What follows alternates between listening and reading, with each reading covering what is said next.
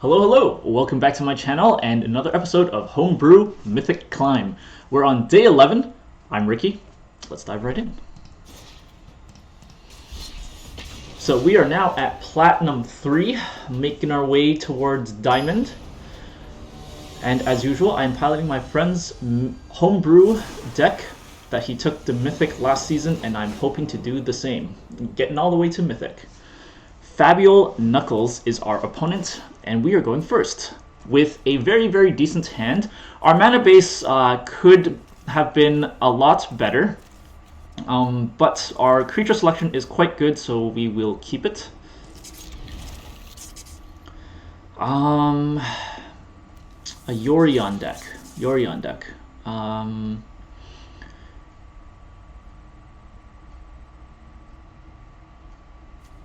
Okay, I'm gonna be aggressive and get Speaker of the Heavens out first. And I'm hoping for the best here.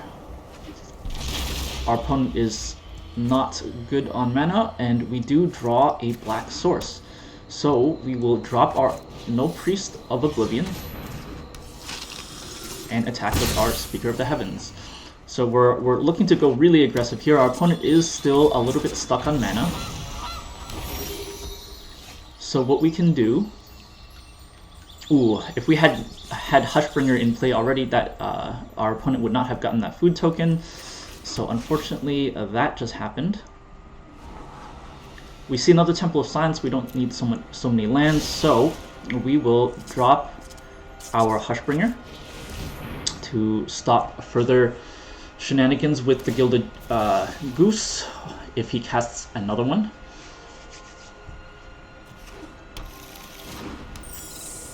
And we will attack with both creatures. He can block the Speaker of the Heavens, but it's okay. Our goal is to just gain life anyway.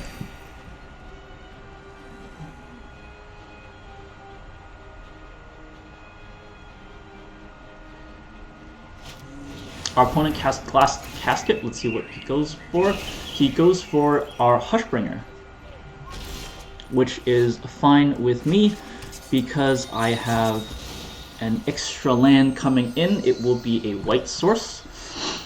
We will cast another Hushbringer. We can be very aggressive and cast Luminarch Aspirant here, but I don't think that's necessary. We are afraid of board wipes. And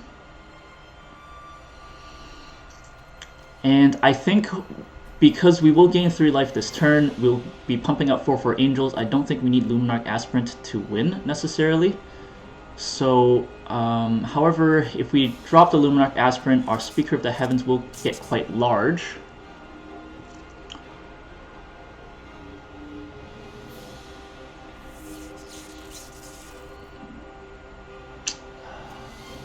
That's a tough call. I haven't seen this color combination Yorion deck, so I really don't know what to expect, but once again, we do see the black mana, which is pretty scary for board wipes. I'm just going to go ahead and go hyper aggressive here. We'll go all in pretty much and attack. With that, we get to score that 4/4 Angel, and we'll see what happens. If our opponent has a board wipe, we have pretty much given up on life already, so it does not matter. Our opponent casts a second glass casket and eats our Speaker of the Heavens. That is fine with us. We have a snapdax. Unfortunately, we do not have enough mana to play it yet. We do have 4, 5, 6, 7 damage that can go through, basically. So this turn we'll make our Hushbringer large and attack with everything.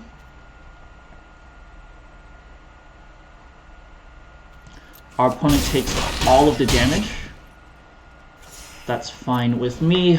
Again, if our opponent board wipes here, we are dead in the water. Our opponent has Extinction Event. We are all even, unfortunately. So our opponent just got really lucky here, and here we are.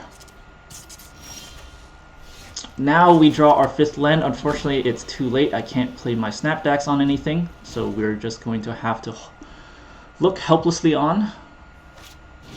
Our opponent casts Trail of Crumbs.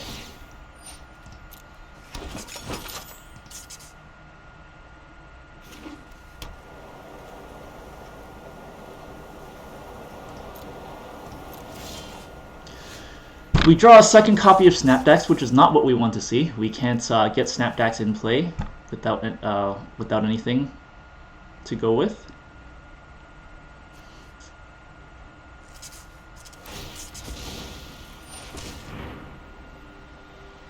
Opponent decides to try and draw a card, and I suppose we will have to let that go. Our opponent draws the Doom Foretold, which is pretty scary because once we play something, they will surely cast Doom Foretold. Treacherous Blessing comes in, which allows our opponent to draw 3 cards.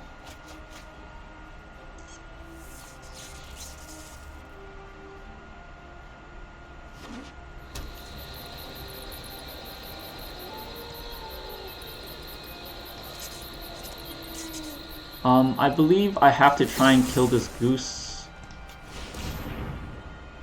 because it will start generating food tokens for our opponent. So we'll just have to get rid of that. Maul the Skyclaves also does not help. We're just not drawing what we need. Our opponent casts the Doom Foretold, and we will be forced to discard a card here, which we will. We draw a land, which is once again not what we need. So we are given, our deck has just given our opponent basically 6 turns to do, or 4 turns to do whatever they want. So we are pretty much looking to lose here. When your deck has done nothing for 4 turns, you're basically just going to lose.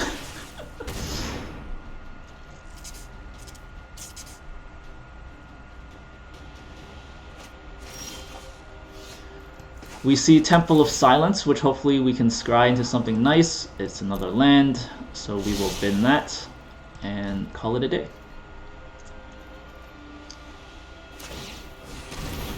Our opponent sacrifices the food to look for more cards. So in retrospect, seeing what we drew, we definitely held our Heartless Act a little bit too long. We should have killed the goose earlier. However, how are we supposed to know that our deck would draw no cards for us to play, right? So sometimes that's just how things play out.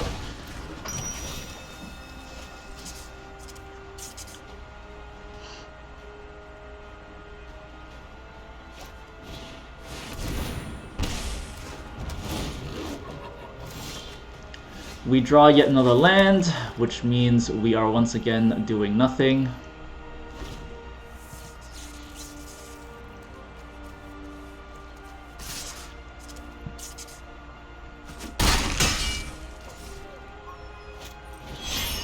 Our opponent finally casts Yorion, which means they will get to draw another card, draw 4 cards actually.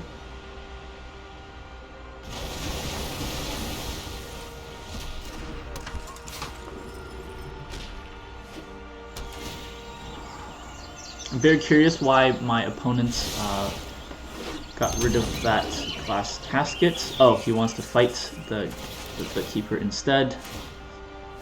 That's a pretty nifty trick. However, he stacked his abilities incorrectly. He could have just fought my speaker and it would have died. And now the game is really slipping away from us now. We finally draw a Hushbringer, but it's too late. I believe this card will just pretty much instantly die. We have a Hushbringer. Getting Snapdax onto it won't let us really do anything because the Wicked Wolf will just kill it. So I believe our best bet is to equip the Maul of the Skyclaves onto it and hope our opponent doesn't have another Glass Casket or a Skyclave Apparition or Extinction Event or Elspeth Conquers Death. But of course our opponent has drawn through so many cards in an 80 card deck, which means the likelihood of him having the card he needs is very high.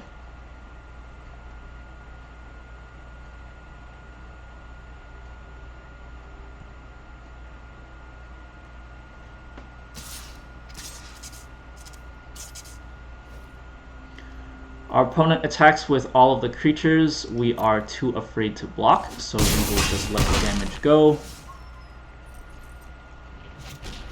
Our opponent casts Elspeth Conquers Death, getting rid of our Maul of the Skyclaves, which is interesting, but that suggests to me that our opponent has another removal spell. However, he doesn't cast it. If he did have another removal spell, he didn't cast it, and that might be a mistake. Our opponent has Elspeth Conquers Death there.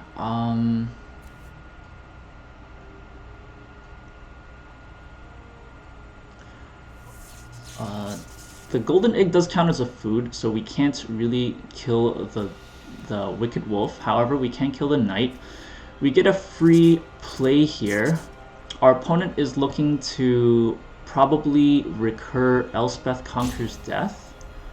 So I believe what we have to do here is cast our Baneslayer Angel and not our Snapdax. It is a larger threat.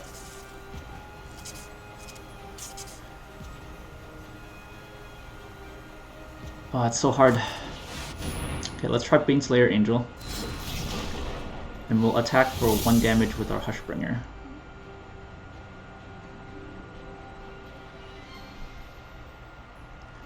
So what I'm afraid of is once I cast my Snapdax and I attack, he'll still be at 1 life. And then they will just remove my Snapdax and I will die. And then if they have a second Yorion in their hand, they will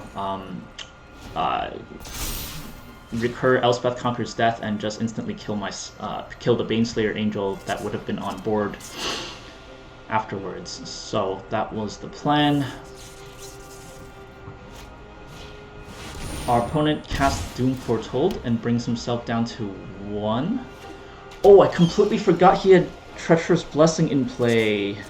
If I had cast Snapdax, he would have lost already because he wouldn't have been able to cast a single spell.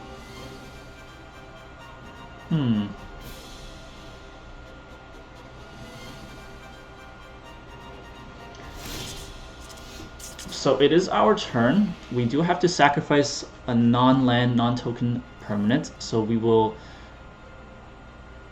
remove our Hushbringer, I suppose. We draw the Fabled Passage.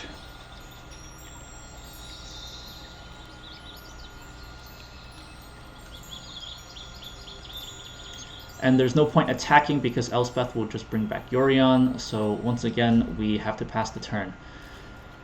Oy.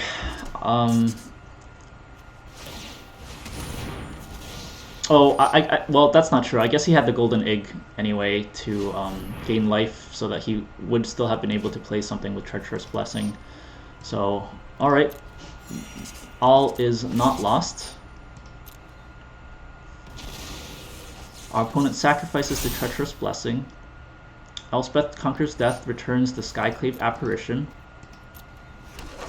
which does nothing, because our Baneslayer Angel is at 5 converted mana cost. Opponent casts another Trail of Crumbs, which will increase his increase their life gain.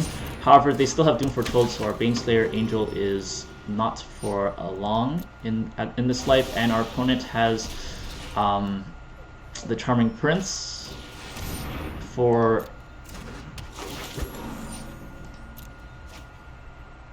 the Yorion recursion, which almost definitely means our Baneslayer Angel will not survive because, of course, yeah, Doom Foretold is there. And now our opponent has the Charming Prince plus Yorion combo going. and that's it. So as close as that was, our opponent would still have been left at 1 life. They would have simply just sacrificed the egg to gain 3 life and play the Treacherous Blessing.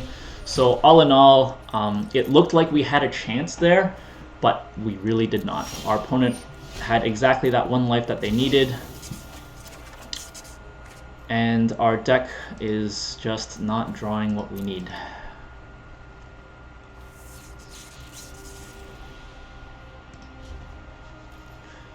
So once again we pass, our opponent brings back a million cards,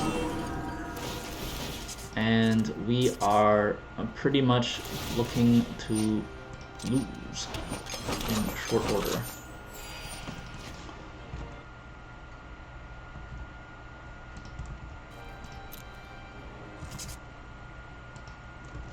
One mulligan. We will have to discard a card here. I believe we have to discard our maul. Nothing we can do here.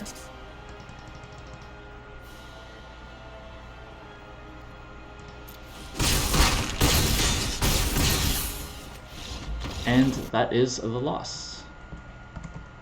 Win or lose, we lose this one. It was not a free game. Plat 3, 2 pips. On day 11.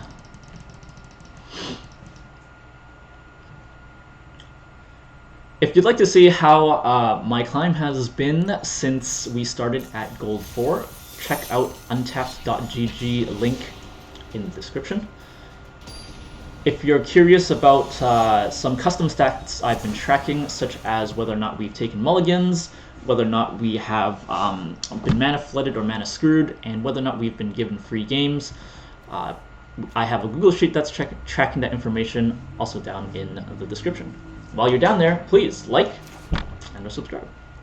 So here we see against Lolo Polo 20,000. Wow, what am I saying? Lolo Polo 2001. Our opponent is going first. We have 2 decent plays, but however, all of our endgame cards are already in the hand. Very risky, but I think it's doable. If you're looking to skip ahead to some other game, timestamps are in the description, so help yourself to that.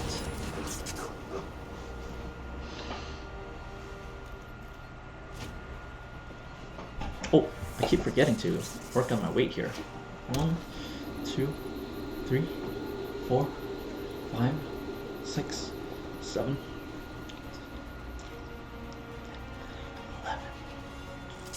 Our opponent is thinking whether or not to destroy our Selfless Savior, which is always a good thing to consider, considering the Selfless Savior is quite annoying. We cast Ghastly Doom Hunter, and we will attack with our dog. Our opponent casts Bone Crusher Giant onto our Gloombat. I believe we would rather have our Gloombat, so we will sacrifice our dog to protect it.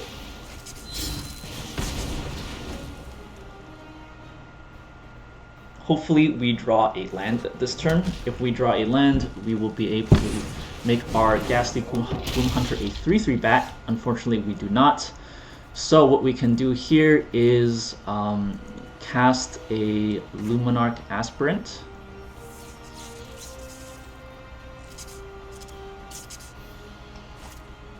However, if we cast no Priest of Oblivion with Maul, the Skyclaves would be very aggressive as well. So let's get no Priest of Oblivion and just attack the one with our Gloom Hunter.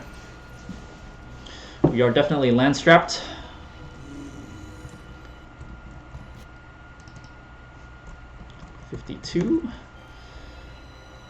Our opponent has 2 creatures. We will not block either of those.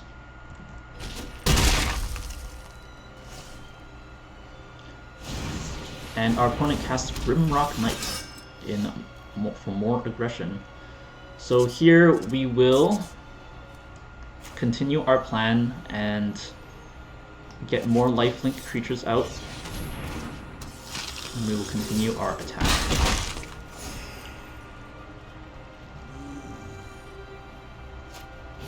Our opponent cast a second Fervent Champion, which is excellent news for them, and I believe they have an Ember Cleave here.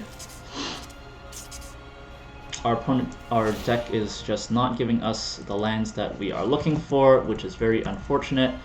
It definitely counts as a mana screw here, but there is nothing we can do. The Ember Cleave comes down, and I believe we have lost.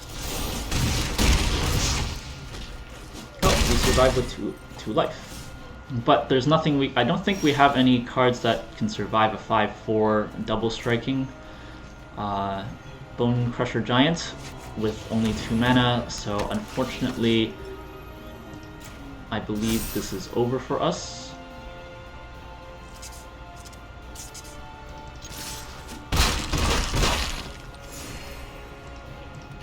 And we will concede. So, mana screwed. Nothing we can do about that.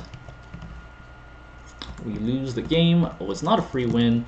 Plat 3 down to 1 pip.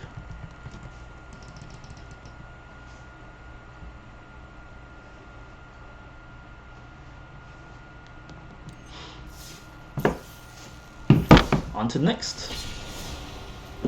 While we pump more iron.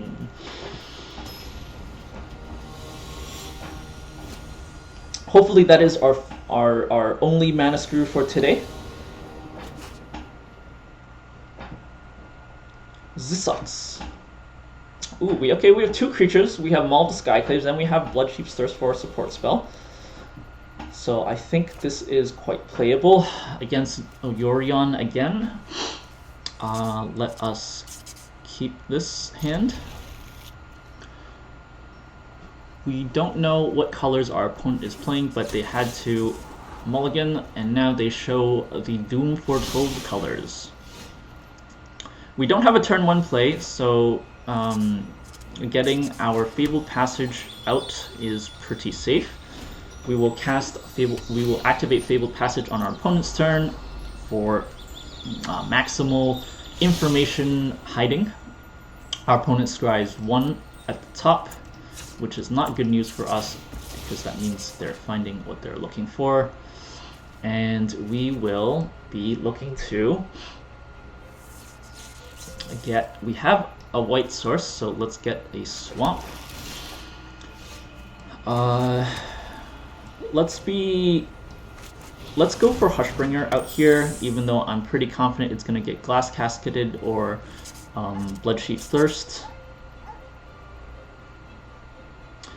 But looking at the way things are going, I think Luminarch Aspirant, being the more aggressive creature, will be our better plan. So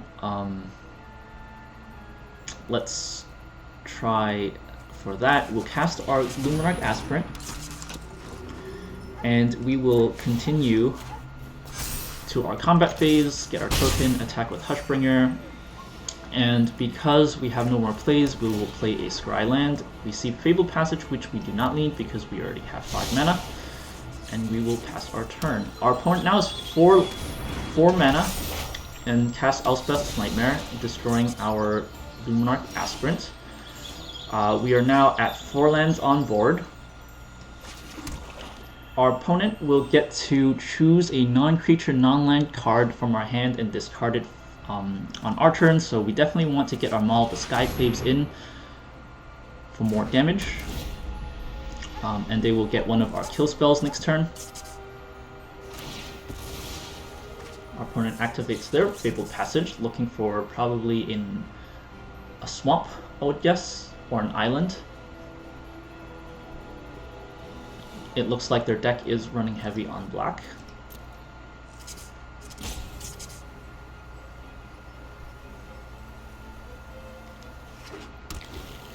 Blue is their choice. We will attack and get in for 4 damage.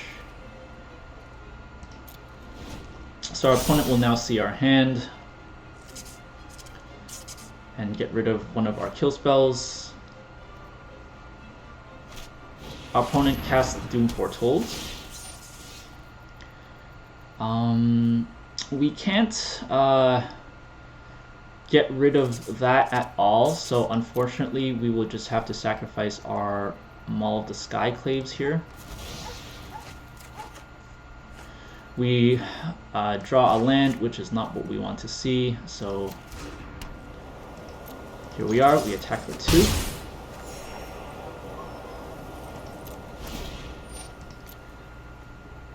Our opponent sacrifices his Saga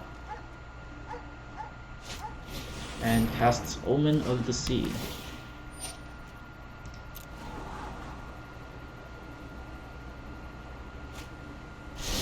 Here our Hushbringer will get sacrificed. Our opponent grabs Yorion into his hand from the companion slot. And that's the end of our creature. We will drop our red source and just pass the turn because our opponent still has Doom Foretold in play. And we will, if we cast our Selfless Savior, it would just simply die.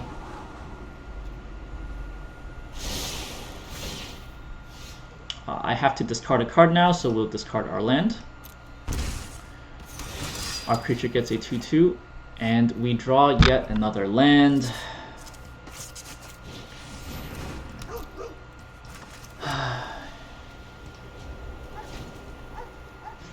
$45.7 actually I think is pretty reasonable. Yeah, 45.7 is sort of what our deck is expected to do. I mean, it still sucks for us, but it is what it is. We can't block that.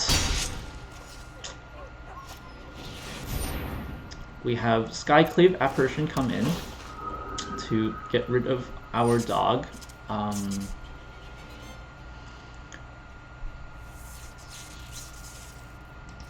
We can't sacrifice the Selfless Savior because there's no other viable targets.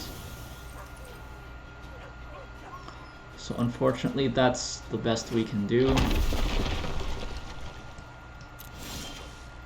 We draw yet another land.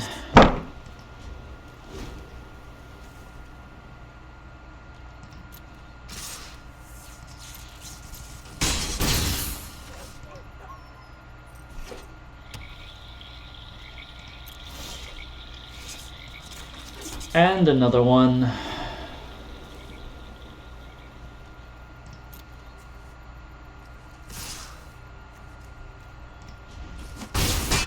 $43.9. And another one.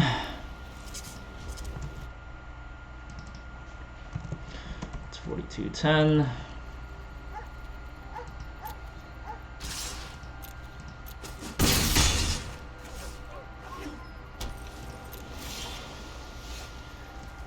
We finally cast a creature that is... We get a card that is not a land. Hooray.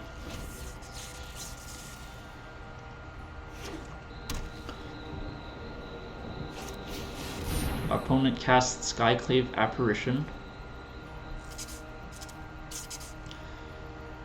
Nothing we can do about that.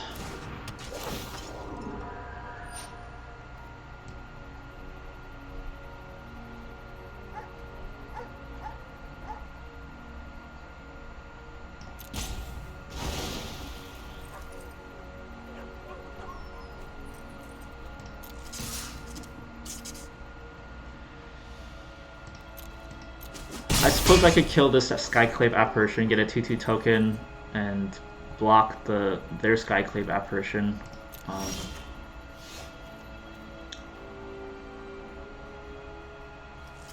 But they have Yorion there, so not much I can do here.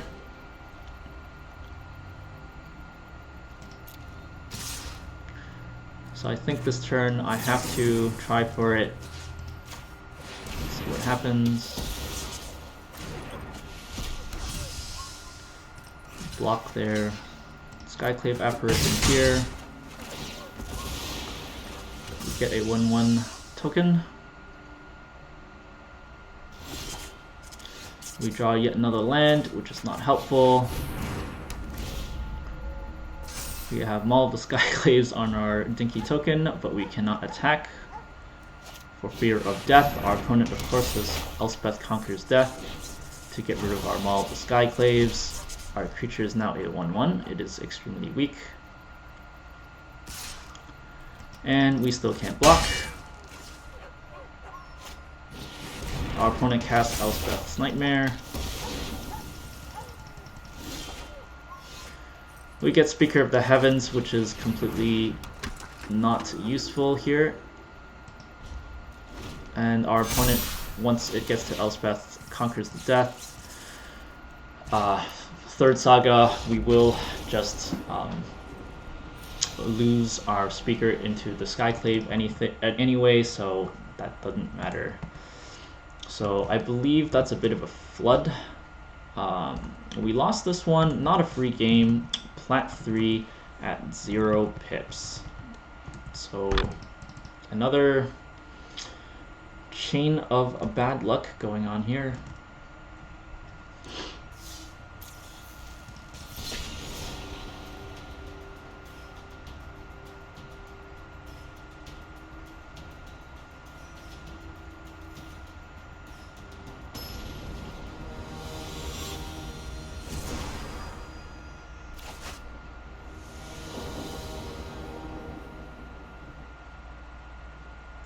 We go first. We see Baneslayer and snapdax, so that and no early plays, so that is pretty bad. We will mulligan that. This hand seems much more reasonable. We are hoping for 3 mana, but having 2 Scrylands is probably not good enough. So we will start with it's another Yorion deck, unfortunately. So let's start with the Selfless Savior and see where we can go from here against I'm Dustin. So I'm thinking about changing my video formats into doing a grind every day, but I only show highlights in my videos.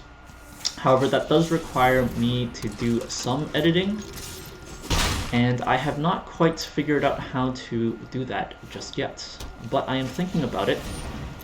I am thinking about how to make my videos much more fun to watch. We see our 3rd land, which thankfully will help us out here. Let's drop it as a black source. We'll get Maul of the Skyclaves onto our Speaker of the Heavens.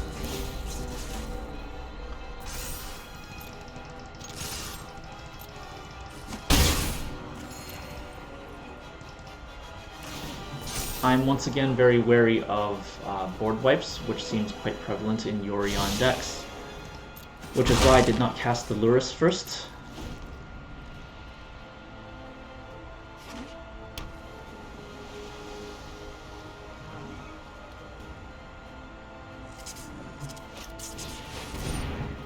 Our opponent casts Baron, which will return our Speaker of the Heavens to our hand, unfortunately.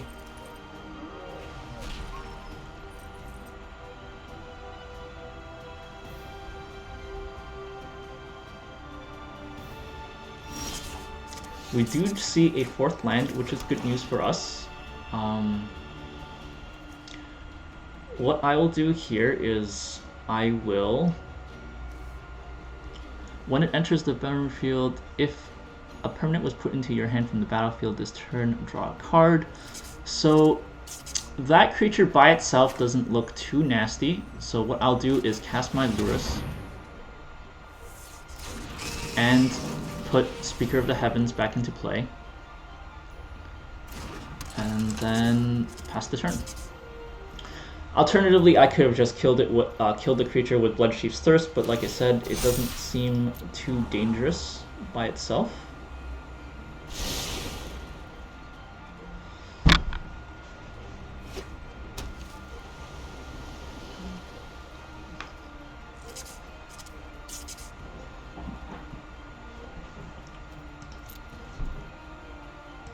Our opponent has 4 full mana ready to go. I think my best bet is to try and equip my Speaker of the Heavens. Actually, I should have equipped it onto my Lurrus. I don't know what I'm... Oh, well, I do like the Vigilance. However, if I had equipped it to my Lurrus, I could be pumping out Angels already. Unfortunately, I did not do that. Alternatively, I could have...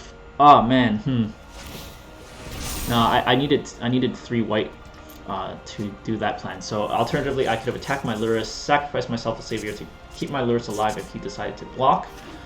And if this was a white source instead, I could have recast the Selfless Savior the same turn. So that would have been excellent, and I would have gotten another Angel out. So perhaps that was a little bit of a misplay by choosing to equip the Maul the Skyclaves onto Speaker of the Heavens. But here we are.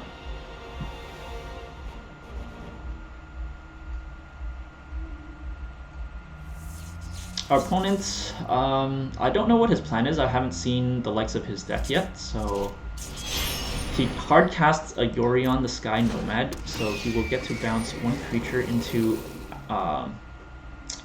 back into our hand.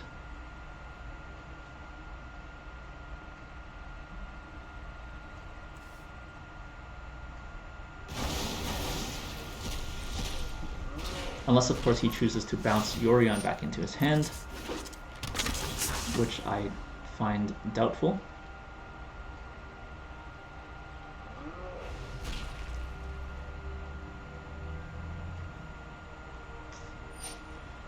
Our opponent does bounce our Speaker of the Heavens back into our hand once again.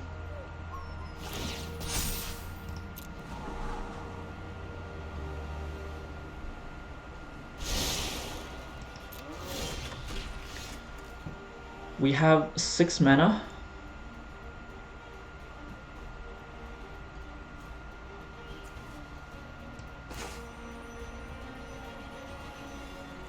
I believe our best bet here is to cast our Speaker of the Heavens. We can play this as a white source, however we won't. We might have a hard time casting snapdax if we do. However, if I do this, I can attack with my Lurrus and... Nope, the Yorion will still be alive. So what we can do is play the Blood Chiefs, killing the Yorion, and then we can attack with the Lurrus.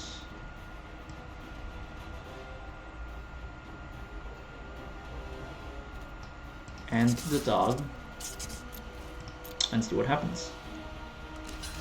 Our opponent chooses to block the Lurrus, so we will save our Lurrus.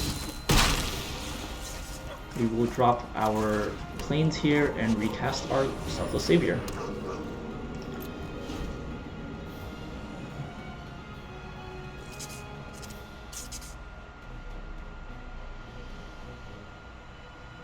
Let's see if our opponent can respond to that. Our opponent is looking to draw a card. Does leave him with only 3 mana. I don't know of very many 3 mana threats, although a Brazen Borrower could do him wonders at this point, because he just needs to bounce my Speaker of the Heavens and I won't be able to produce any more Angels.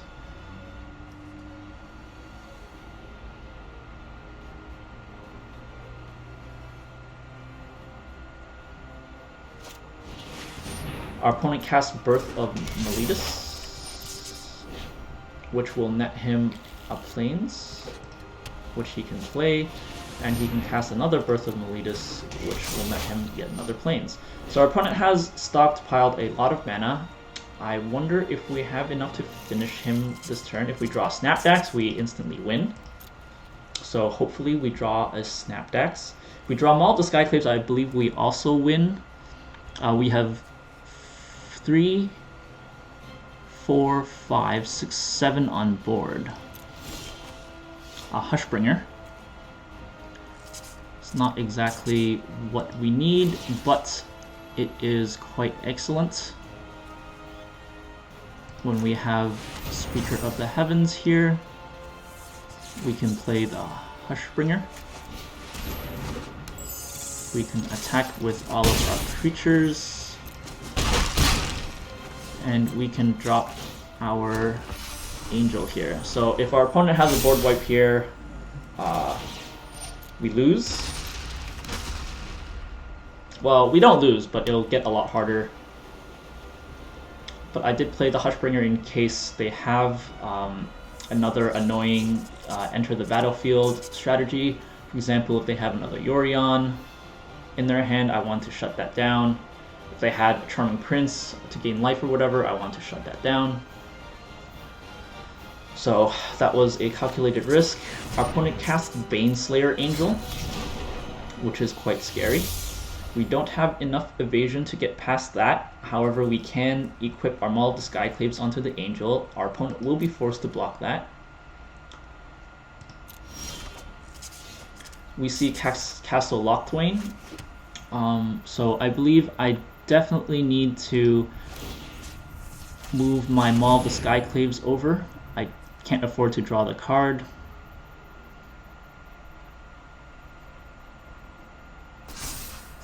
So by doing that, it forces them to block the Baneslayer Angel, I believe, but that's pretty much it. They still have 2 mana to do some shenanigans. I don't want to attack with anything else, so I just attack with that creature and hope for the best.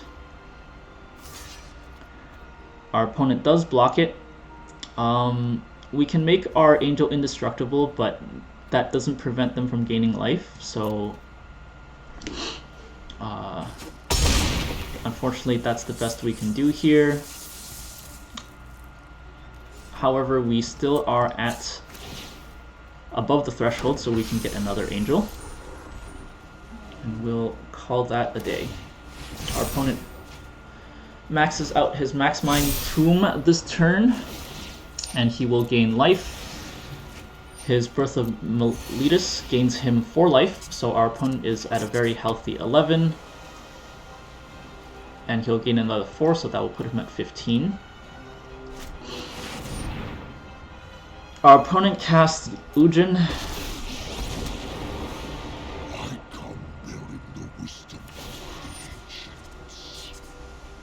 Which is very silly.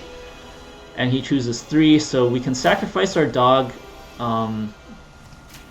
Even though it won't make too much of a difference. It does put our Selfless Savior into the graveyard, so at least it doesn't get exiled.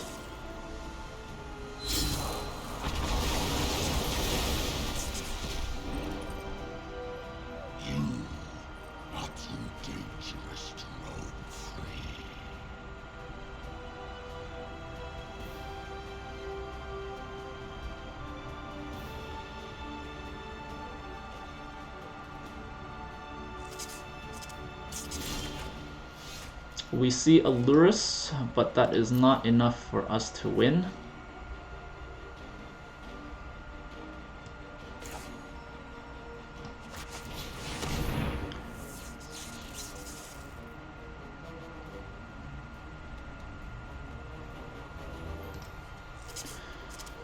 That is an example of why we needed to sacrifice our Selfless Doge to put him back into the graveyard.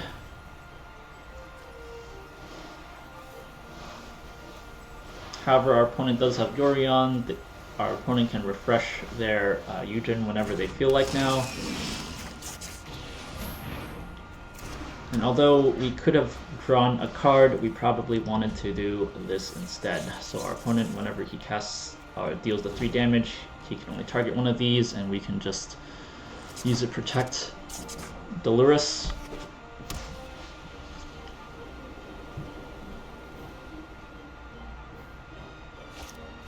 Solemn Simulacrum is excellent.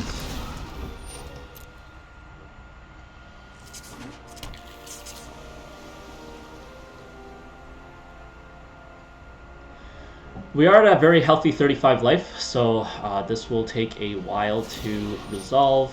Our opponent once again goes for the exile, because that's just what Ugin does.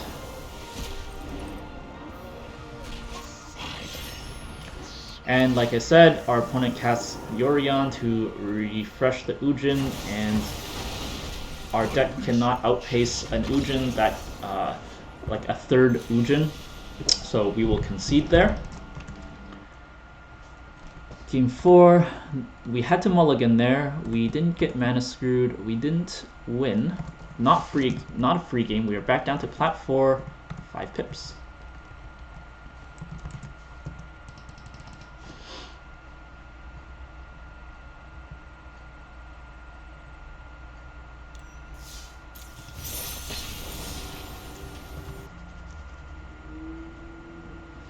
So far today, we had a really close game.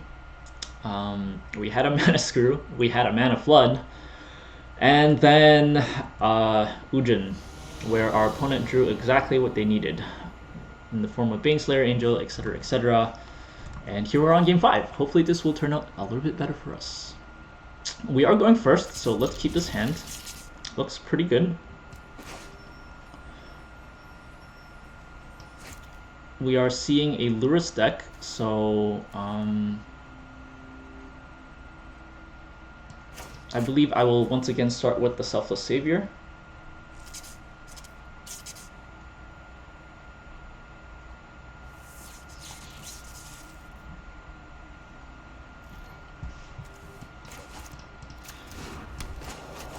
That way we have some protection on board already.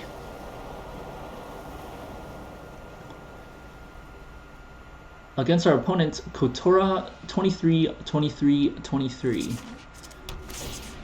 This person is born in the future in a month that doesn't exist. Very, very scary. We will scry. We see a plains. We don't need more than 3 lands for now, so we will bin. Well, we do need it for Bloodchief's Thirst, so perhaps we would like to see the land, particularly because if we lose any of our creatures, we can get the Lurrus plus our 1 mana combo back. So having the 4th land is not too bad here. We will take it.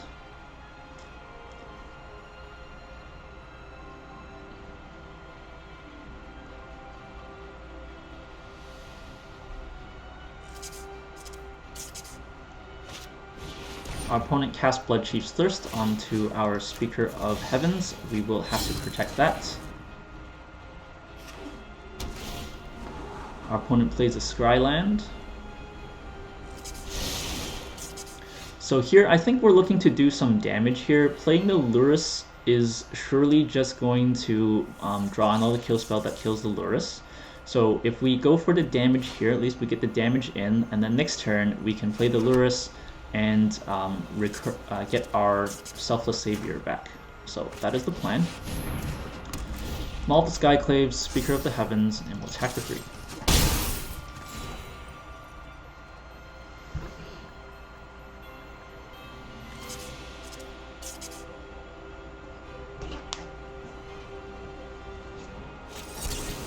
Drown in the Lock kills our Speaker, as expected.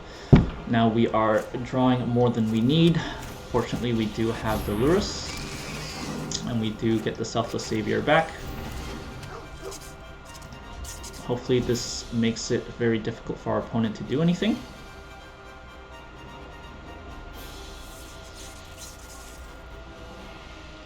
With the 5th land, that's actually not bad, considering we can equip the Maul the Skyclaves and get our Speaker of the Heavens back next turn.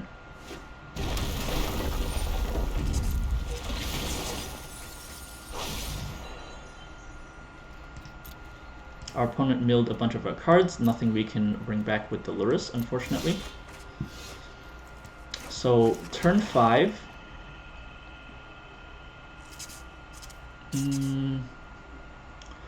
Let's see what happens if I cast Bloodchief's Thirst onto the Ruin Crab.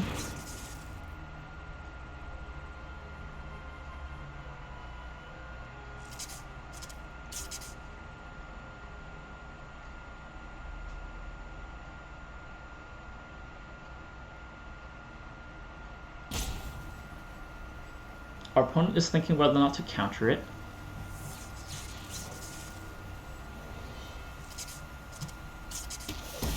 So the Rune Crab does fall.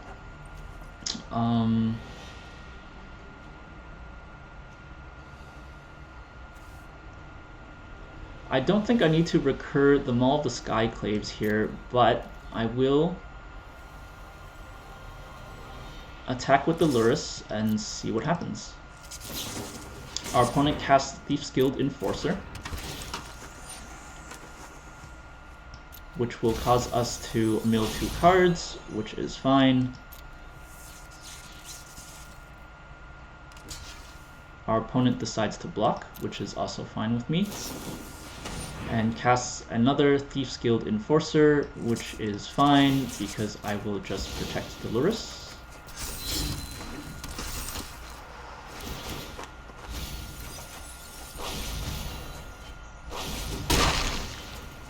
And I will get my Selfless Savior back to continue protecting my Lurrus. We do see the Baneslayer Angel in the graveyard already, so if we draw a land and or our opponent is tapped out, we can try and kick our Null Priest to get our Baneslayer Angel back. However, that is a very risky play. It does take up a lot of our resources. But our opponent taps out, so that means we can do that for free very safely. I don't think 1 mana is going to be enough. We will take the 3 damage. It's fine with me because I will just gain 3 life with the Lurrus. We do not draw a land, unfortunately. However, what we can do is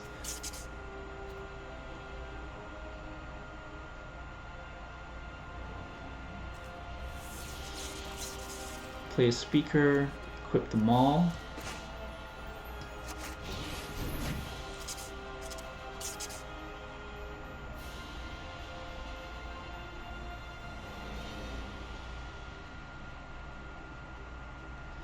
So our opponent just drew a whole bunch of cards. At least one of them is a kill spell, so we will have to anticipate that. What we want here is perhaps to get our Luminarch Aspirant in play as well, because it can't get countered at the moment.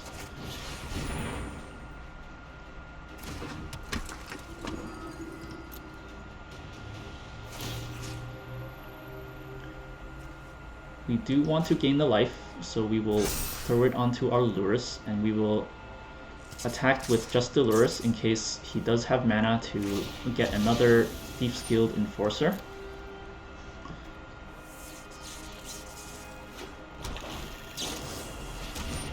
He does, which is unfortunate. That's his 3rd Thief's Guild Enforcer. Again, I just don't understand.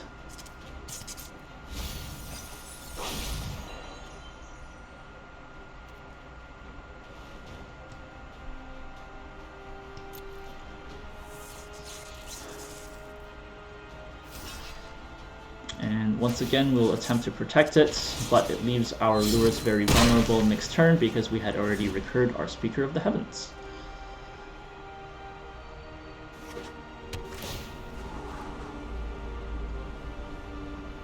Opponent bottoms the top card, which is a little bit relieving for us. Our opponent goes for more mill and goes for a card draw.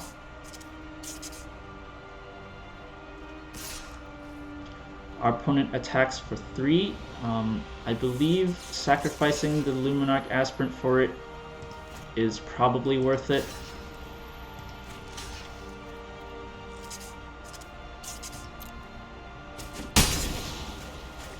Because that doubles up our threats here. So our opponent is very, very tapped out at the moment, so what we will do is once again kick our, or well, not once again, but we will kick our Null Priest to return Baneslayer Angel to play.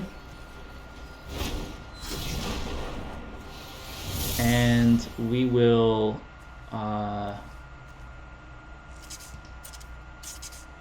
activate the ability without further ado and leave it at that. Our opponent has his 4th Thief's Guild in...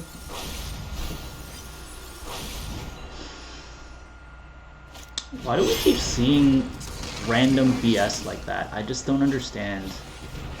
I literally just don't understand why we keep seeing these like ridiculous quadruple plays. Fortunately, our opponent does not draw enough kill spells to deal with our board and gives up. It is very frustrating seeing that happen though. So we won this one. First win of the day. It's so sad. But we are back at Plat 3 and 0 pips. On to game 6.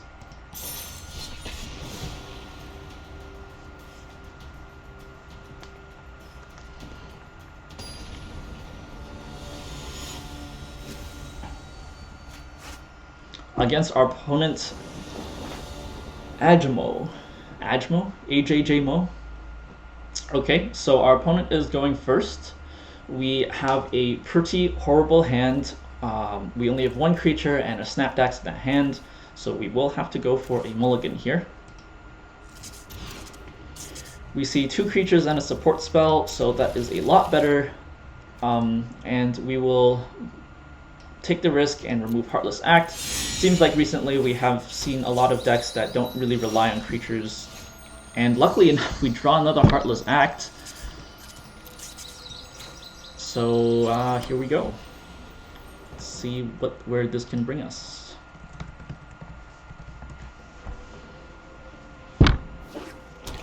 Our opponent has the black mana and red, so shows Kroxa. Unfortunately, the Mire Triton does get enabled because we do not have Hushbringer in play yet. That being said, we will get the Hushbringer. Let's get the Null Priest out first. I think besides the Mire Triton, the Kroxa deck doesn't have very many other ETB cards. So since they have already played 1 Mire Triton, I don't think they will have another.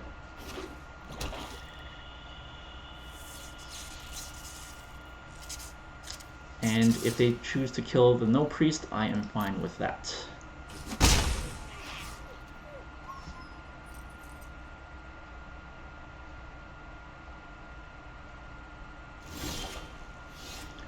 Our opponent decides not to do anything, so we will drop a land and go for the attack because they have full mana open. Let's see what they bring. They bring nothing, so we will try and get our Hushbringer out.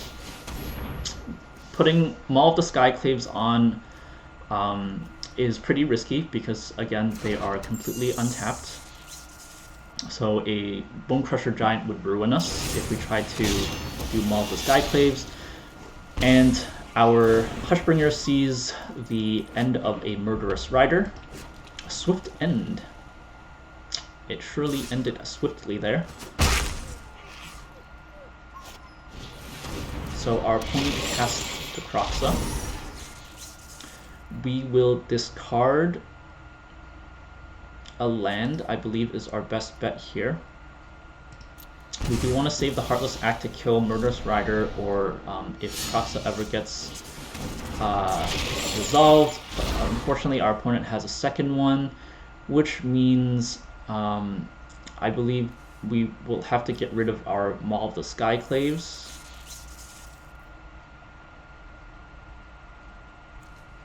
Is the safest bet.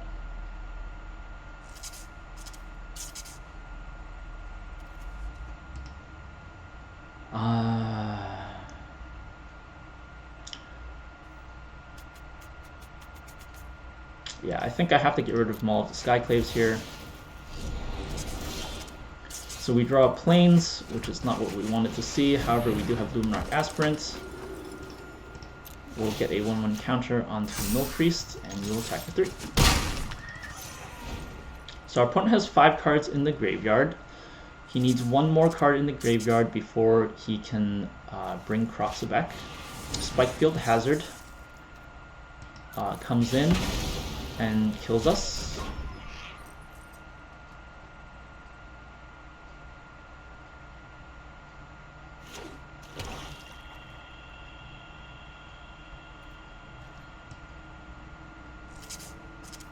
And it is our turn once again. After our opponent attacks us, of course. Our opponent still can cast Murderous Rider, but he chooses not to. We draw another land, which is pretty typical for our deck. We'll attack for 3. And call it a day. Our opponent casts a second copy of Murderous Rider, so our opponent is outdrawing us once again.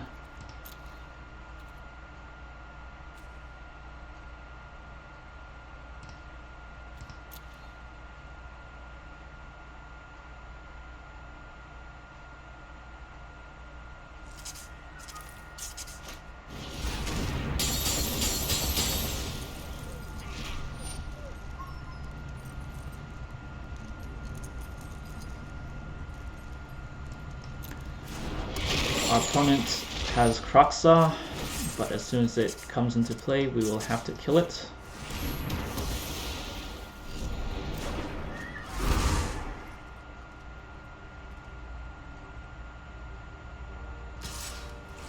Hopefully we draw Baneslayer Angel would be quite excellent here. We draw Maul the Skyclaves, which does not help.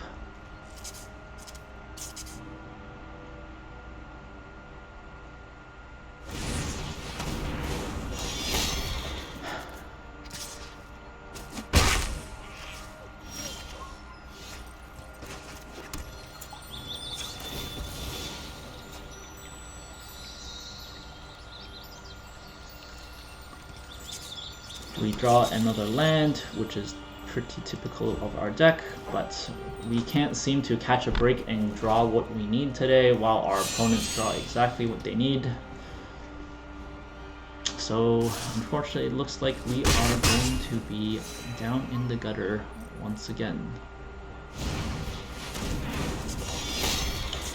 I think Baneslayer Angel is probably the only thing that can save us at this point. We draw a Luminarch Aspirant, which is kind of interesting. It's kind of the best we can do here.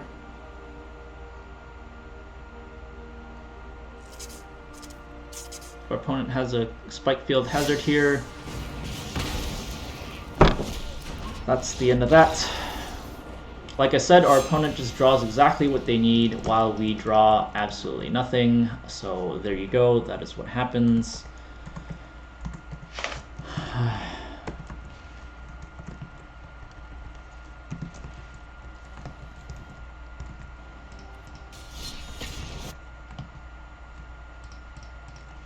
On to Game 7.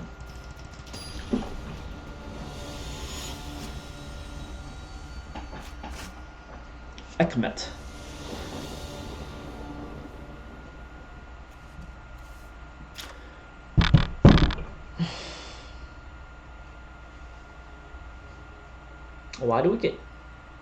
Why do we even get hands that look like this? I just don't understand.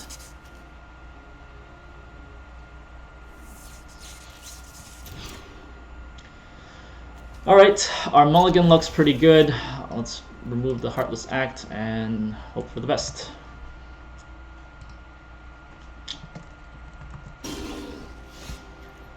Akuma Hound.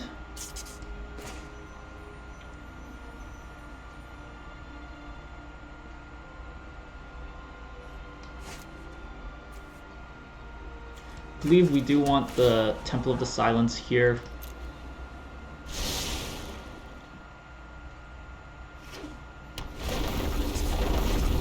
Toonhound, target Intimidator. Turn 2. We can play our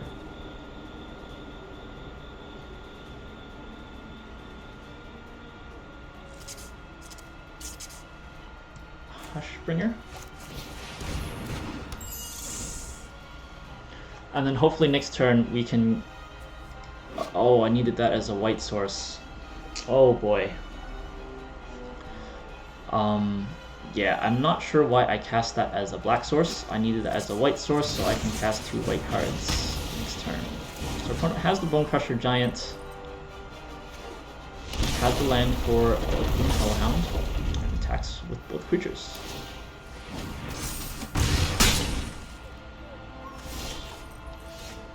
We do see the white mana, so we will have Selfless Savior and Luminarch Aspirant come in. Next turn we will have the Luminarch Aspirant get bigger and end our turn.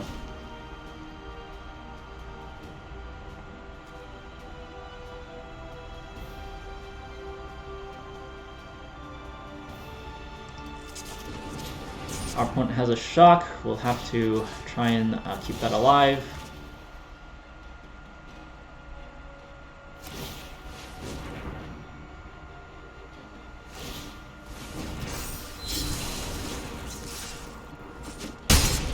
And our opponent attacks us for 4. So here we are, we can drop a 3rd land, we can drop the Lurrus, and recur our Selfless Savior.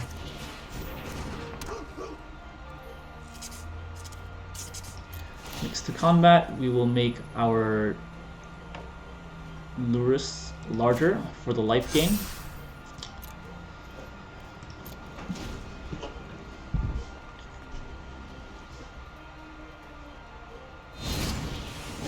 Our opponent casts Bone Crusher Giant, we will try and save it with our Selfless Savior.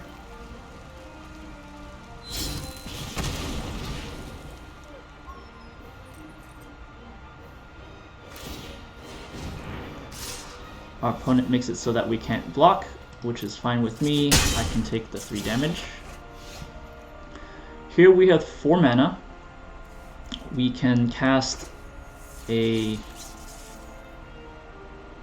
Hushbringer and a Selfless Savior. And here we can drop another 1/1 counter onto our Lurrus. And we can attack with the Lurrus.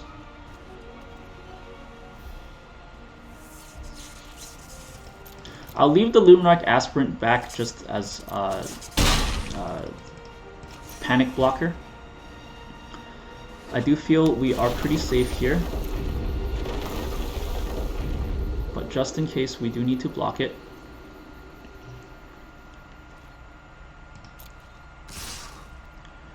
Our opponent does a double block, so what we'll have to do is to block the Aspirant here and block the Hellhound there, and then see what happens.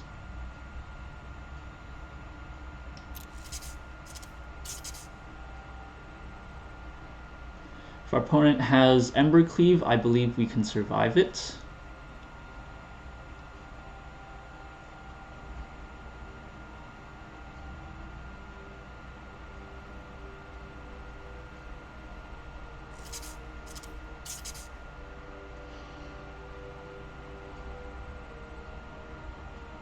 Castle Embereth won't help him.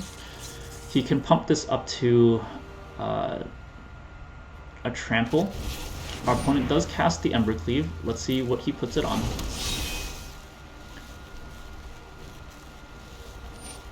I believe, yep, he has to do it on that, so we will sacrifice the dog to save our Aspirant, and we will survive.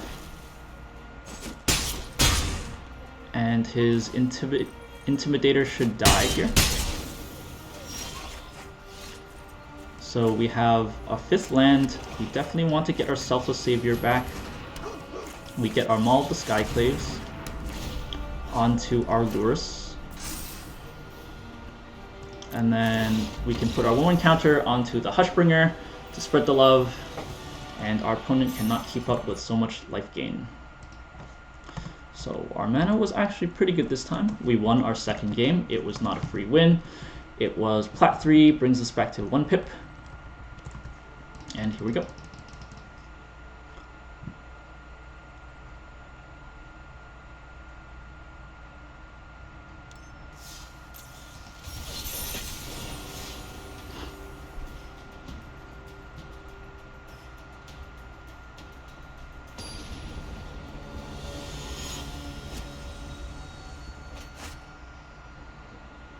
Our opponent is Havoc.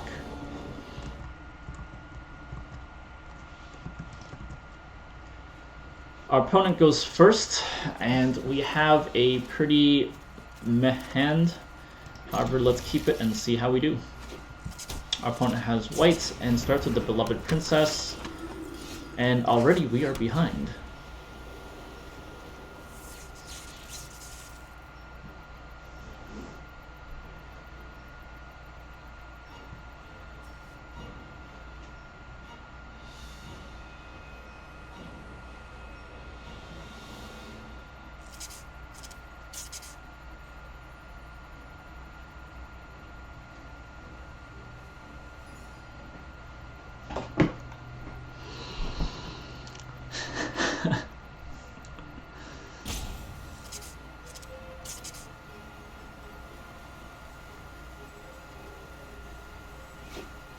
Staring at a camera is kind of fun. We see a Luminarch Aspirant. Again, we are already behind.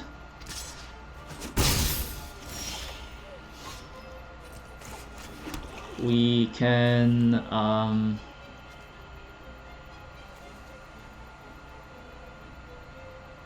suppose we'll have to get our Hushbringer out here.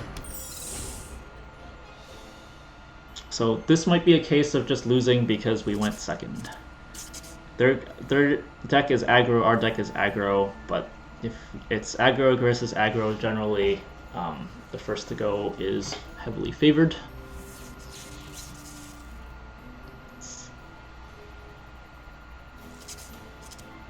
Sometimes that's all it comes down to. If we don't draw a kill spell for the Beloved Princess, we are sure to lose because it will just continuously get it 1/1 counters every turn. Last Casket comes up for our Hushbringer. Once again, our opponents just draw exactly what they need. Now the Luminarch Aspirant isn't going to help quite as much as we would hope it to.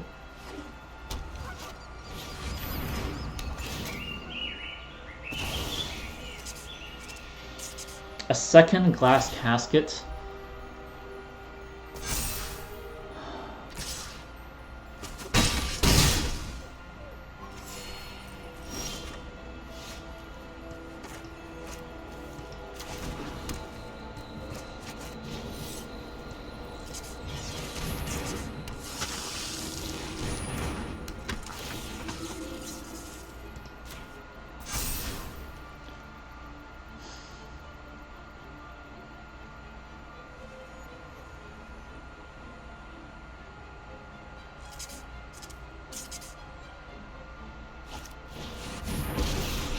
Basriket, alright, and another Beloved Princess.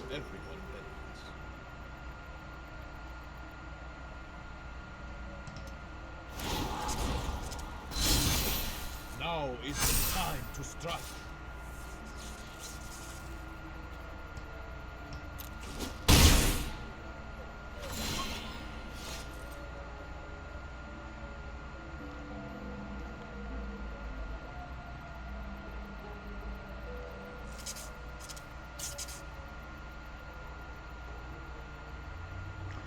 He has 7 damage that can't be blocked. I'm gaining up to 4 life this turn.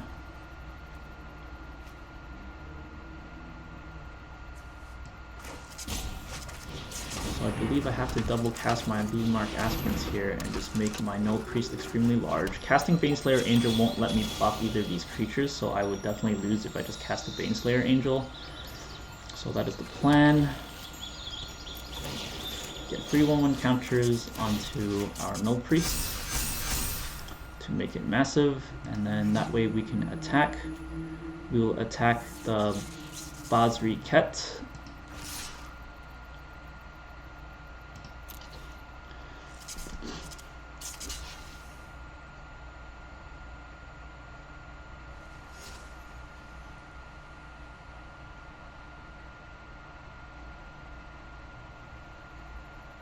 Our opponent forgets that we have Menace.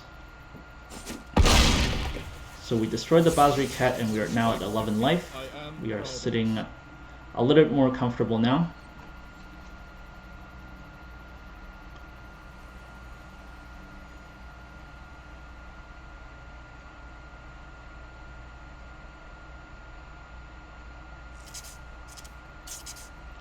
Opponent can do up to 8 damage to us, but with Null Priest, it is beginning to not matter. Another fucking...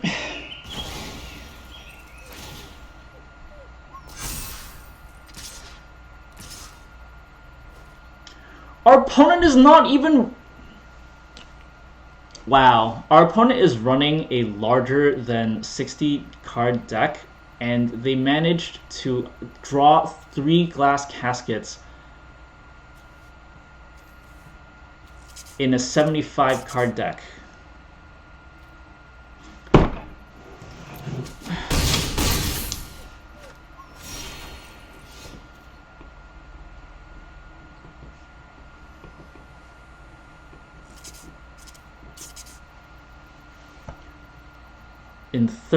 In 14 cards.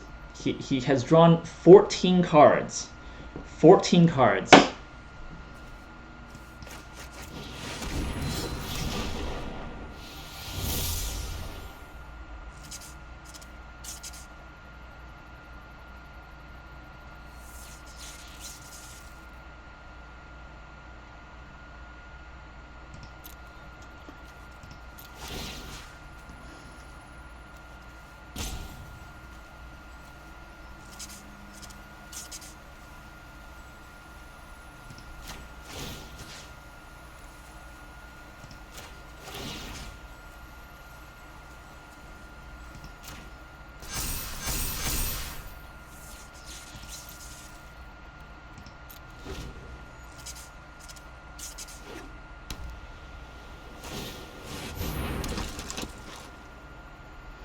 Our Baneslayer Angel looks like it could keep us a little bit alive here, fortunately.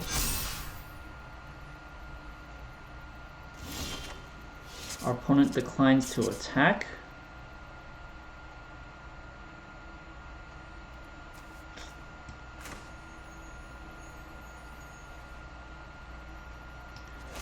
We play a Hushbringer here. 3/1 counters will make this a 4/6.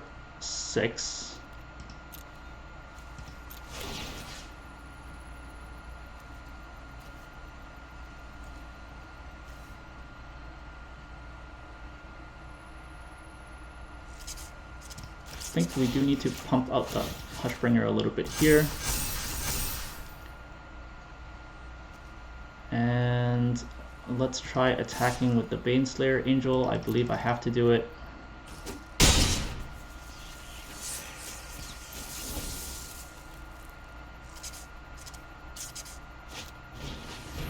Our opponent casts the Ozolith, which will donate a lot of 1/1 tokens.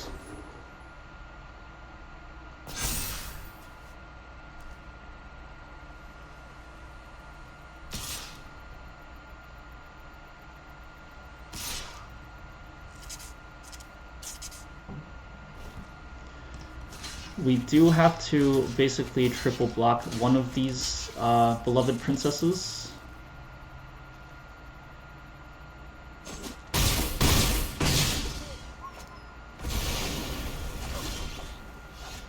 And because our Hushbringer is here, the Ozolith does not gain any of the counters.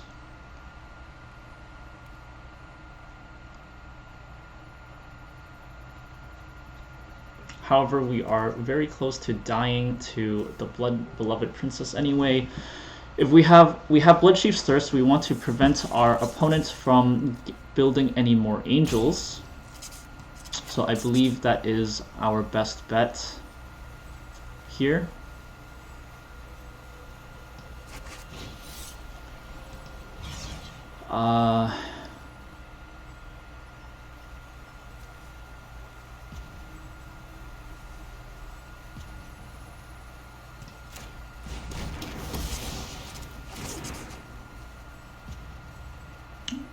We do definitely need to attack.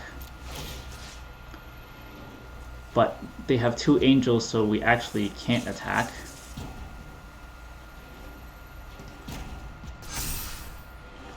We can only attack with the Baneslayer.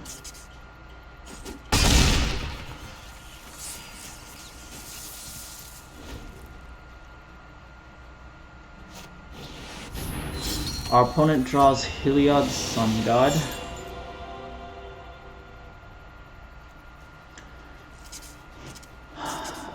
Our opponent only does have 6 devotion, which is quite excellent.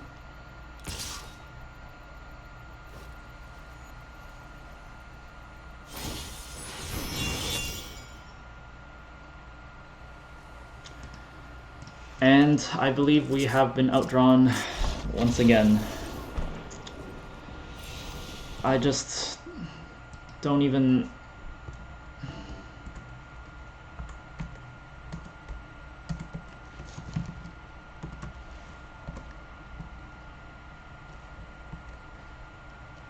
Wow, just...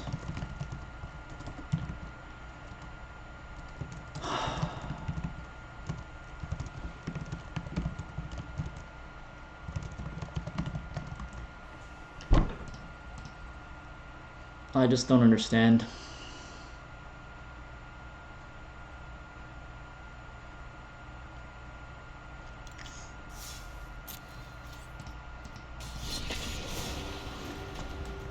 Well,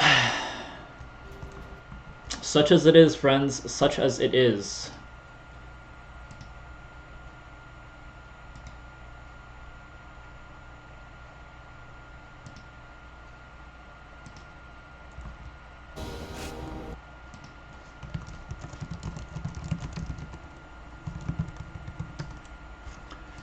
Our opponent is going first. We have a decent hand, so let's keep it.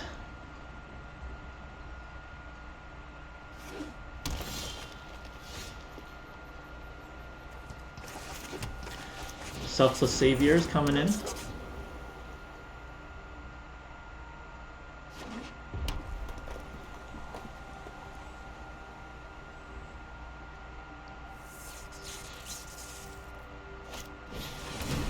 Brushfire Elemental, pretty scary.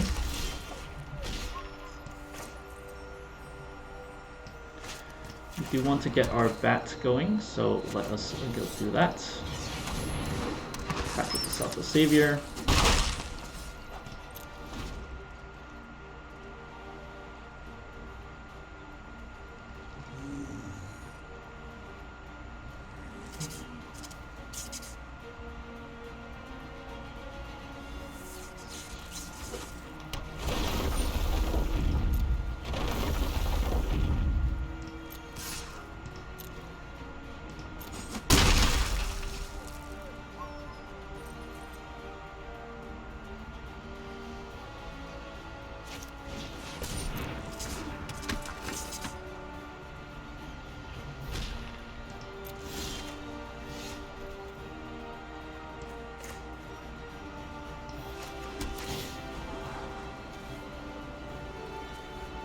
Don't need a 4th land because we have the Fabled Passage. I don't want him to draw any more cards with Edgewall Innkeeper, so I'll just go ahead and kill that.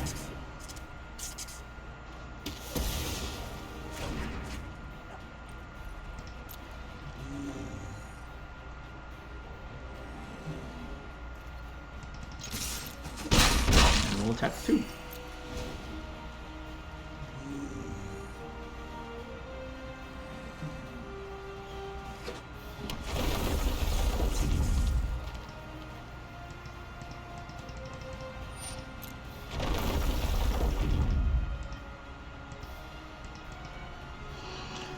So Brushfire Elemental seems pretty scary, but eventually they should run out of lands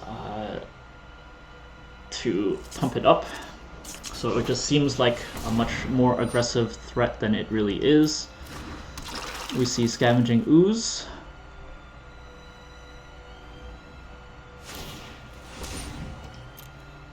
Which we will most definitely need to kill with Heartless Act as well. We will take another 3 damage here, which is fine. My turn again. Fabled Passage. since we're pretty free to do whatever we want, let's just kill the Scavenger Ooze first. Oh, it does have counters on it, so unfortunately we cannot do that. That's a little bit unfortunate, but we can get our Luminarch Aspirant here.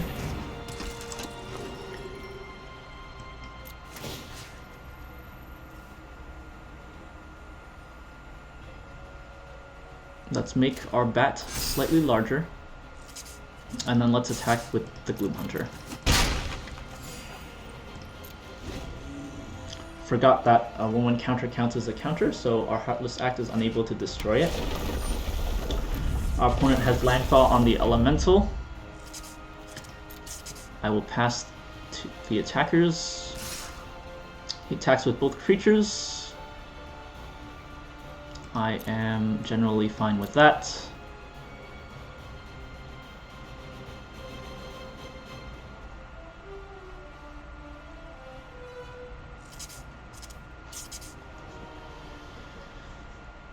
Had I realized, oh, I should have cast Temple of Silence instead then.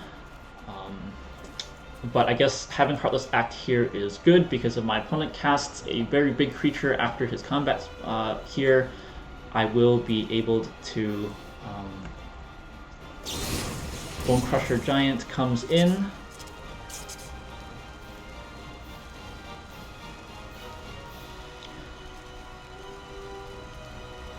I believe that is worth saving.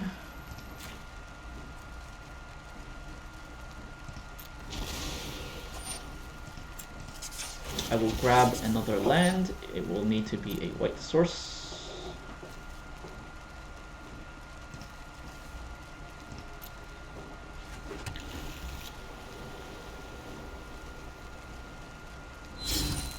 It does become indestructible.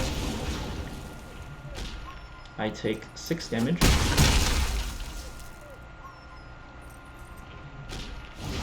And opponent casts Bone Crusher Giant.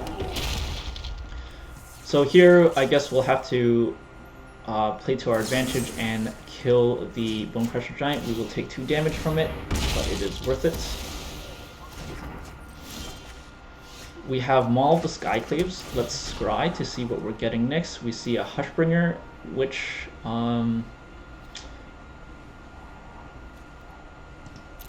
enters the battlefield.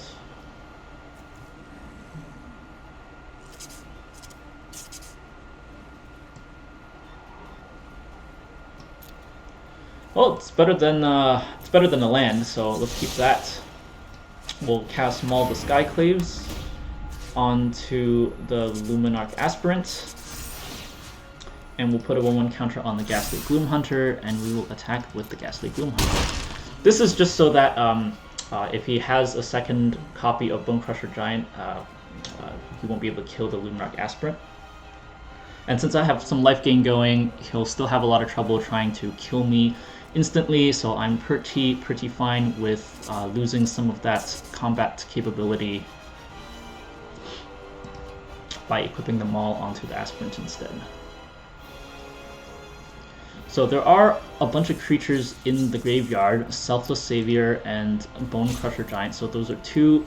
His Scavenging Ooze can grow to 5, and Brushfire Elemental can potentially get a couple of lands in, so it is looking pretty bad. I might be forced to block here.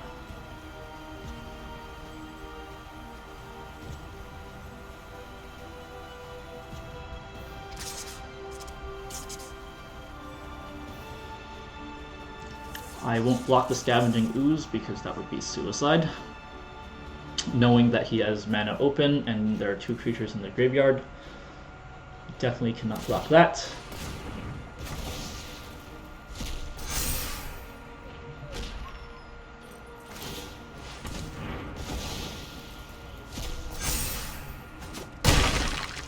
So we take our 5 damage.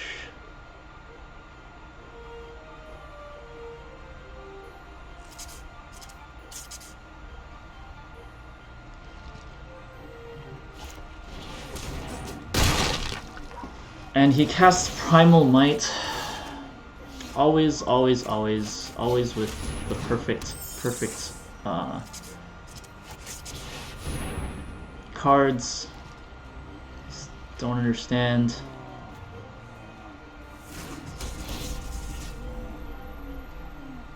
I think at this point I just need to gain more life.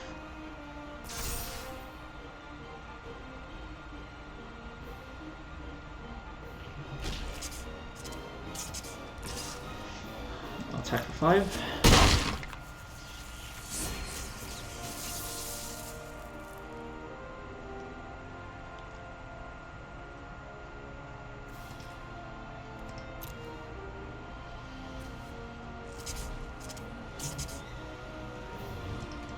At least it hasn't been 3 copies of Glass Casket so far.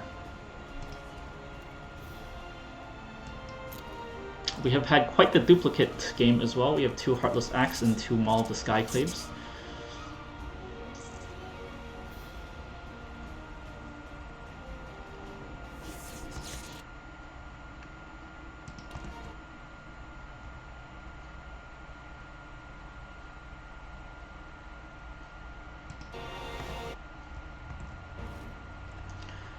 Our opponent attacks for 5. Can't block. If they have Ember Cleave, we lose.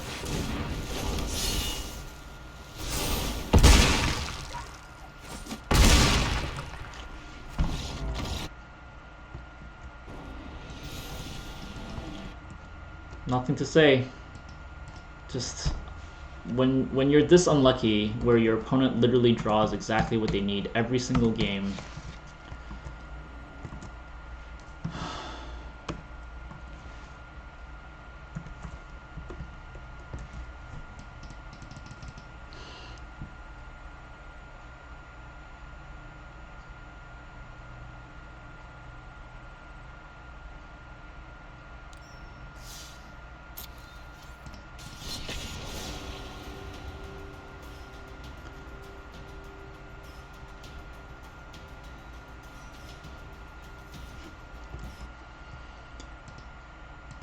Not much to say about that.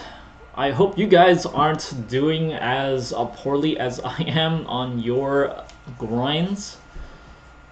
Regardless of what deck you're playing, I think you can be, you know, it's pretty reasonable to say that when this game just continuously draws you the most ridiculous hands and gives you the most ridiculous opponents, there's just not very much you can do about that.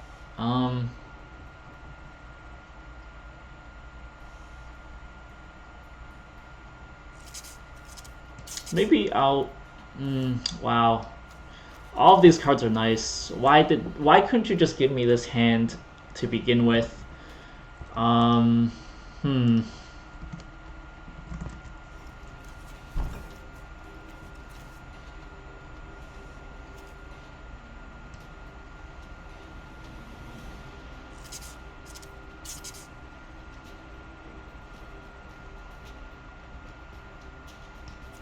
Let's put back one of the Luminarch Aspirants. I think that's the same play.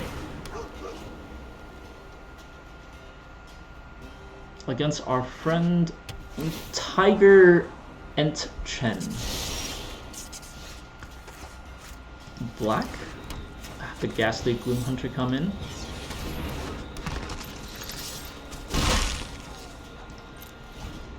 We are hoping to draw a land next turn. Wolf Willow Haven gives our opponent plenty of mana to work with. We don't see the land.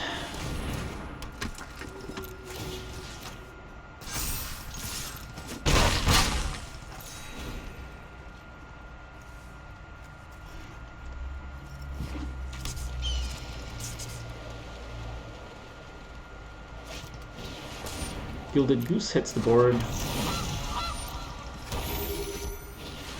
And Banishing Light comes in to get rid of our Luminarch. Nothing we can do. We can't protect it with the dog. We see a land, which is excellent. So I believe we need to get our board wider and give ourselves more options for next turn, so we will do that.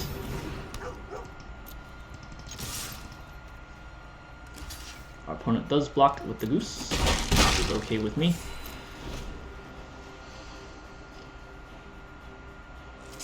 Our dog was really safe attacking there, so it didn't really make a difference whether or not I attacked. The assumption being that he would not have blocked my bat with the goose. If he did block the bat with my goose, you know, I would have gotten 1 extra damage, so that's kind of why you would want to consider doing that. Ooh, okay. How do we get to 27 life this turn? I believe if we put a Maul of the Skyclaves onto our Speaker of the Heavens, we can get to 27 life.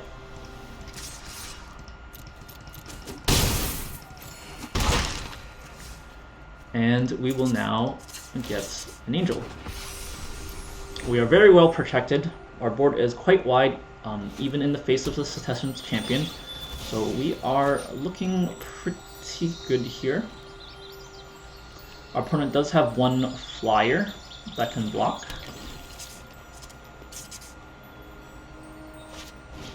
Elspeth Conquers Death comes in. Let's see what it exiles. It exiles the Maul,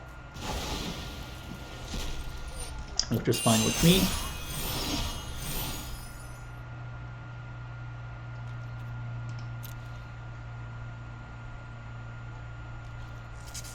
Our opponent does not attack, so it is now our turn. We see a Fabled Passage, which doesn't help us. However, we do have Luminarch Aspirant. Our Luminarch Aspirant can make our Gloom Hunter bigger. And we can attack with our flyers here. Our opponent is forced to block. And we can activate another ability. So our opponent is about to cast Yorion, perhaps. If they have one in their hand, that would be pretty bad because... well... I don't know if they can survive. Well, now that they have a flyer, they can survive. Let's see. He almost definitely has a Yorion in their hand because that's just the way my luck has been going.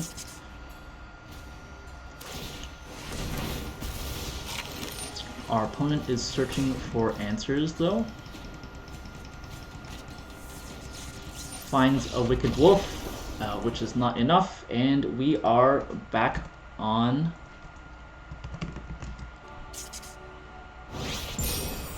Plat 3, yet again.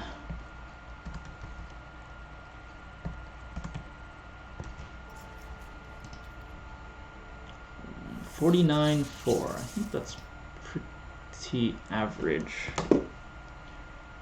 49.4. We won this one. On to game 11.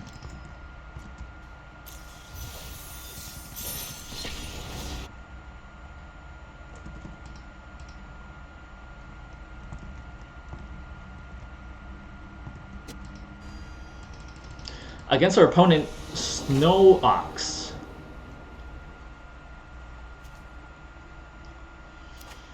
And once again, we have another hand we need to mulligan. Alright, so our opponent is going first. We have a less than ideal hand.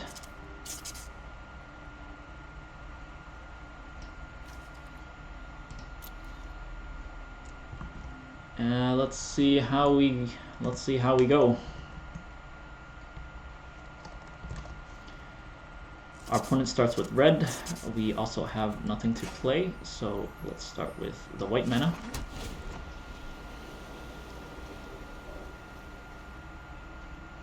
When your mana base looks like this, always play your basic lands first. Seasoned Hallowblade is pretty difficult for us to deal with. we'll get the Hushbringer out, so hopefully we can start gaining life next turn. Again, aggro versus aggro. First to go basically wins, and here you are. You see that playing out. So here we can get the Luminarch Aspirant out.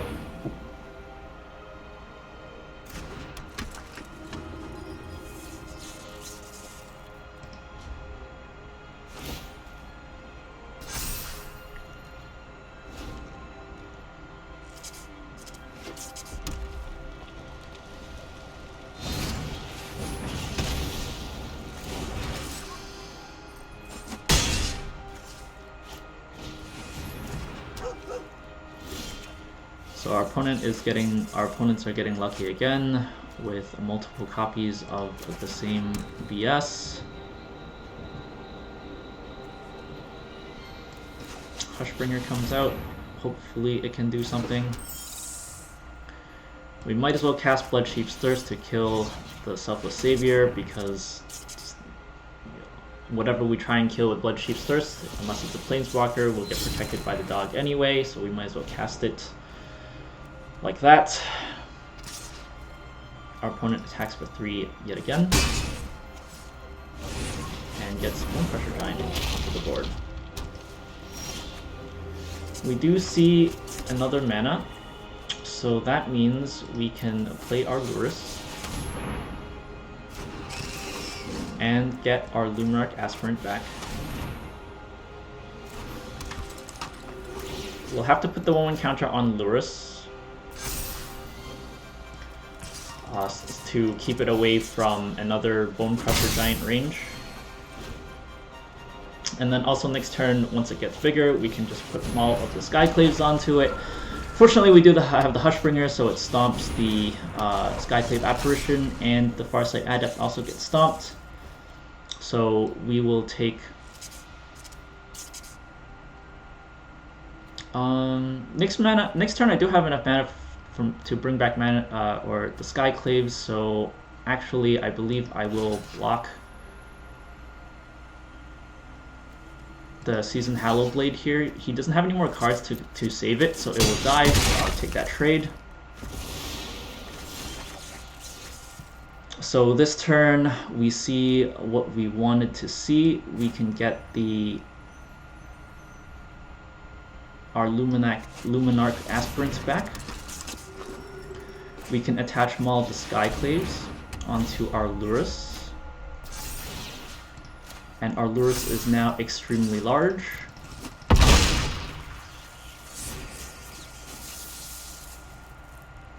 And we do gain the 7 life, so this is extremely hard for our opponent to race. And our opponent concedes. Mana bleh.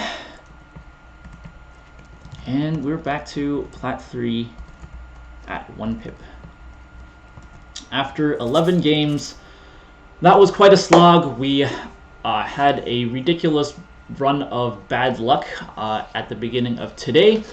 But now that it's over, we are looking forward to tomorrow's games, where hopefully we won't get screwed as much by Lady Luck as we did today. If you're on YouTube, please like and or subscribe, ring it if you feel it. If you're on Twitch, please drop me a follow. I'd very much appreciate that. And once again, since I am just starting out in my first two weeks, I think I've only been doing this for 2 weeks. First 2 weeks of YouTube and Twitch. If you have any questions, comments, or shoutouts you'd like to leave in the comments, I would very much appreciate that too. If you visit my YouTube channel, Inculcation Gaming, you can find draft videos as well. Thank you very much for watching. I will see you next time.